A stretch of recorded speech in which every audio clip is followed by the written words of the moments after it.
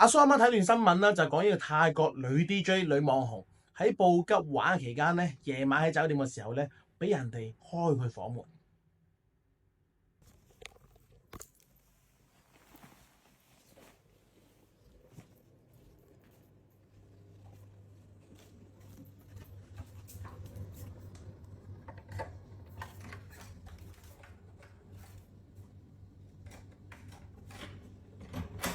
เฮ้ยฮู้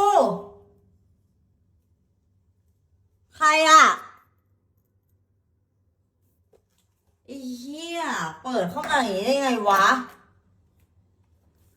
最終個女 DJ 梗係報警啦，咁亦都好快咧緝拿到兇手啦。兇手就係酒店入邊嘅保安主管，佢用佢嘅萬能匙咧就開呢度女 DJ 嘅房門。咁點解開房門咧就未知，但亦都有酒店咧跳出嚟講：喂，今次呢單嘢唔關我事喎。有眼利嘅網民見到咧，酒店入邊嘅 logo 咧同發聲明酒店嗰個 logo 咧係一模一樣嘅。咁大家可想而知有冇關係啦。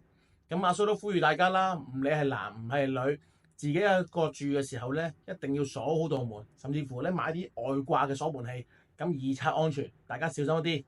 記得關注、訂閱同埋俾個 like 我啊！